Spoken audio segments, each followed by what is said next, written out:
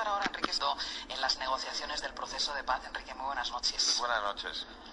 Enrique Santiago, asesor jurídico de las FARC en las negociaciones con el gobierno colombiano. Enrique, antes que nada, ¿cómo llega uno a ser asesor jurídico de las FARC?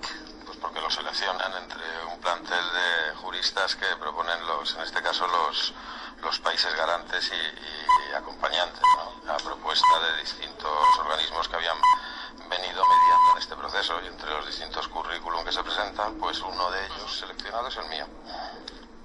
Después de todo este tiempo de negociaciones, y ahora entraremos un poco más al detalle, ayer, después de la victoria del no en el plebiscito, ¿tú personalmente qué sensación tuviste?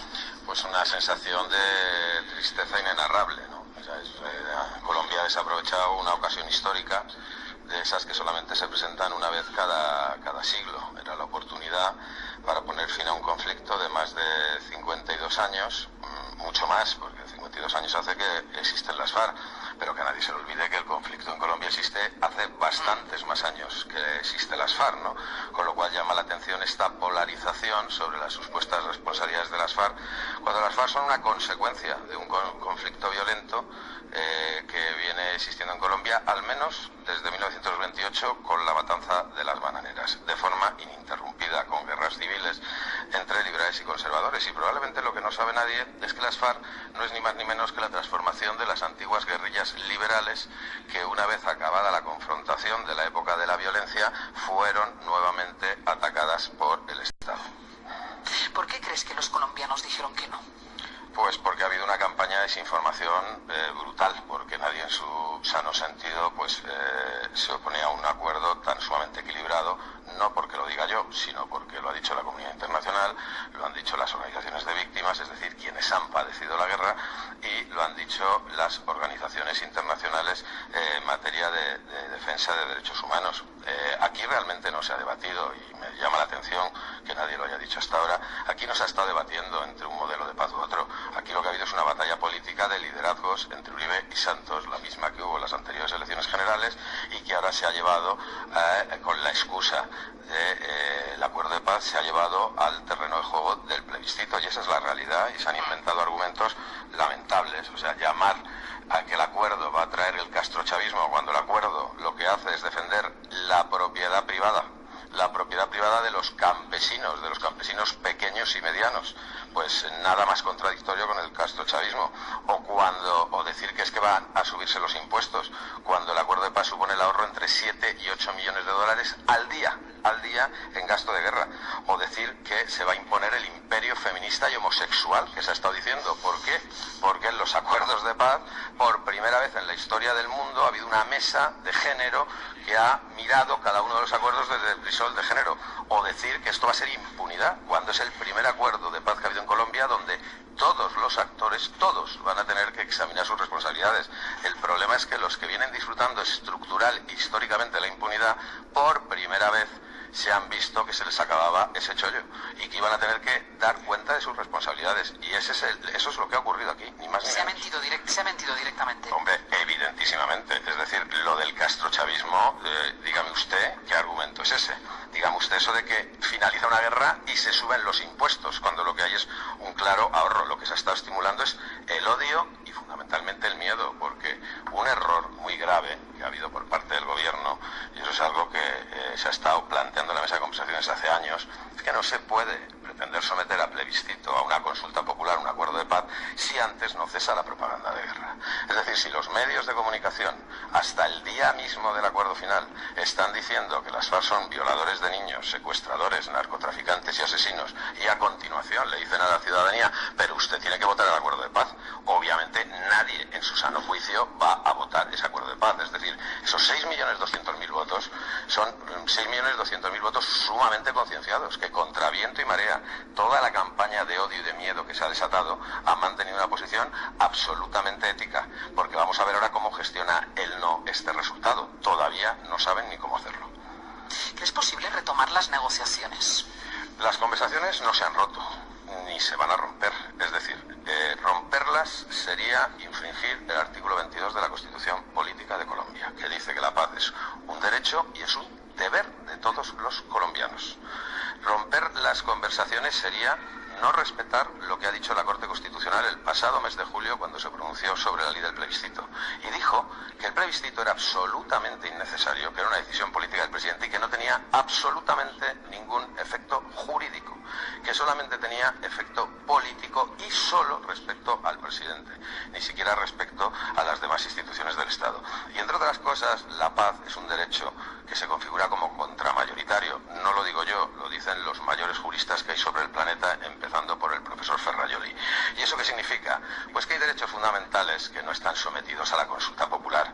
¿Qué tal si ahora decidimos someter el derecho a la vida, a la dignidad de la persona o de la libertad de un determinado colectivo a la opinión de los ciudadanos? ¿Qué les parecería a ustedes someter a consulta derechos intrínsecos a la persona por el mero hecho de haber nacido? Es decir, el plebiscito no tiene ningún valor jurídico y ha sido un gravísimo error político que se venía aventurando lo que iba a pasar por ese enfrentamiento entre líderes políticos en Colombia. Que nadie se equivoque. Enrique, porque entiendo que ahora volver a sentarse en una mesa, entiendo que el acuerdo que sale después de 4 años de negociaciones es el mejor acuerdo posible. No sé si es el mejor acuerdo, pero en cualquier caso es el mejor acuerdo posible. Volver a sentarse en una mesa, ¿es posible, por ejemplo, que la guerrilla se replantee algunos de los puntos? Mire, este acuerdo ha sido felicitado por todos y cada uno de los mediadores y negociadores que han participado en acuerdos de paz anteriores, por las Naciones Unidas, por instituciones internacionales, por la Corte Penal Internacional, y es más, se ha dicho que este era el modelo a seguir de aquí en adelante para el resto de procesos de paz, que no podrían obviar este acuerdo. Y evidentemente el proceso de paz no se va a romper, porque cuando dos no tienen voluntad de pelearse, da igual lo que decida un tercero. Usted y yo no podemos decidir que nuestros vecinos de abajo vayan a matarse. Es más, si son coherentes, los que han votado no deberían estar ya alistándose al ejército o cogiéndose un fusil para irse a un grupo paramilitar y continuar la guerra. Ese es el ejemplo que deberían dar. ¿Ha habido muchos momentos en que la negociación peligraba, en que parecía que eso era imposible? Muchísimos momentos, es decir, hasta el mes de septiembre del año 2015 nadie apostaba nada por este proceso de paz. Iba a convertirse en el 4º proceso de paz fallido con las FARC. Los 3 anteriores, pues cada uno en el haber de un presidente que no ha conseguido llegar a construir un acuerdo de paz. Sin contar el no fallido, sino ni siquiera empezado por el presidente Uribe. Hombre, que hay que recordar todo, porque el presidente Uribe envió comunicaciones a las FARC y ahí está la hemeroteca proponiéndoles reconocer todos los derechos de participación política, una reforma constitucional y la exclusión de responsabilidades penales en el caso de que aceptaran desmovilizarse. Parece ser que lo que ayer era bueno, hoy es pésimo, dependiendo de qué presidente lo consiga llevar adelante. La negociación de la amnistía fue la más difícil. A los delitos de rebelión y otros relacionados había que unir otros con lo que usted no estaba de acuerdo. ¿De qué delitos estaban hablando? No, la más difícil fue la de la Jurisdicción Especial para la Paz, porque obviamente había una peregrina posición que partía de que únicamente se iban a examinar responsabilidades de la guerrilla. Y resulta que la guerrilla, según los datos del propio Estado, de la unidad de víctimas, pues es responsable, todas las guerrillas, aproximadamente de un 17% de la victimización que ha habido en el conflicto.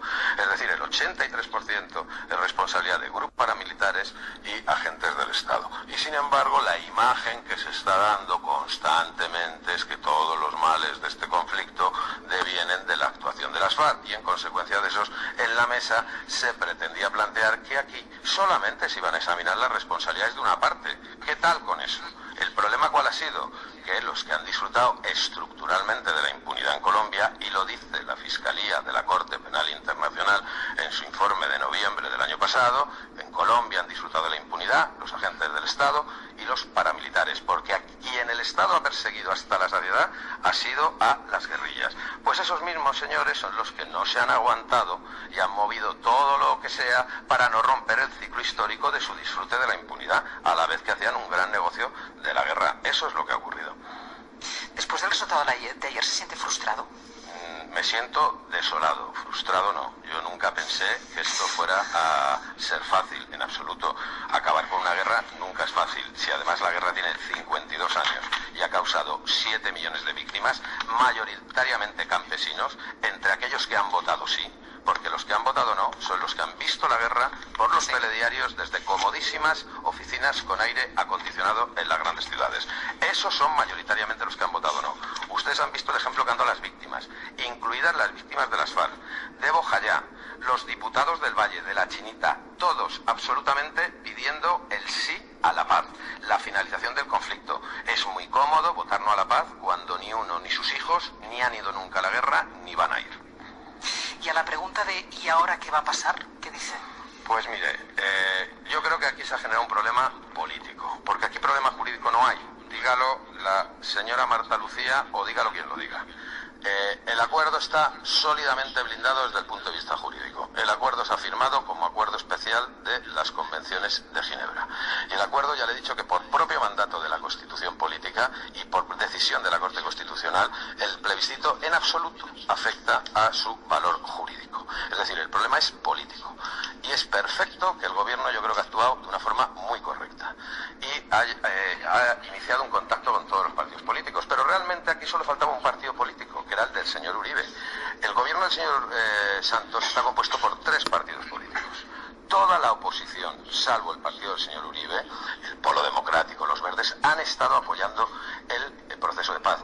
Y el Partido Conservador, de la señora que ha intervenido antes, toda su bancada, todo su grupo parlamentario ha apoyado el sí. Es decir, una sola fuerza política es la que se ha venido oponiendo, el Centro Democrático del señor Uribe, que se ha unido, en este caso con la Conferencia Episcopal, que me imagino que el Papa debe estar muy contento, ya vieron ustedes lo que dijo ayer el Papa, iré a Colombia cuando el proceso de paz esté consolidado, mientras que la Conferencia Episcopal no ha hecho más que sembrar dudas al respecto, o las iglesias evangélicas conservadoras de garaje, que han estado diciendo nada más y nada menos que el acuerdo suponía la instauración de la homosexualidad como norma de comportamiento en Colombia. ¿Qué les parece? Pues efectivamente eso también ha tenido una influencia muy determinante en un sector de la población muy ignorante. Y hay otra parte que no se cuenta. O sea, ¿qué pasó ayer en toda la zona del Caribe? El Caribe es la zona donde más claramente las encuestas daban como resultado el sí. La atravesó un huracán. Y provocó que fuera la zona de Colombia con más abstención. Lo lógico habría sido prolongar ahí la votación, sobre todo en un contexto en el que el margen, pues ya hemos visto el que ha sido 56.000 votos sobre un universo de votantes que no llegan a 13 millones de votantes y sobre un total de población de un censo electoral de 30 y tantos millones. Es decir, el resultado es lo suficientemente ajustado como para que nadie se crea ungido por la verdad o por un resultado estable. Hay un serio problema político y hay que solucionarlo. Yo espero que a ese acuerdo se sumen las organizaciones de víctimas y derechos humanos, porque lo que no sería entendible es que se pretendiera arreglar esto entre los políticos que desde hace 100 años han sido incapaces de arreglar este grave conflicto que tiene ya casi 100 años en Colombia. Son las organizaciones de víctimas las que han mostrado la madurez suficiente, y si aquí todo el mundo se llenó la boca diciendo que las víctimas están en el centro del acuerdo, ahora es el momento de demostrarlo y ponerlas en esa mesa con las fuerzas políticas a que den su opinión sobre lo que ha ocurrido.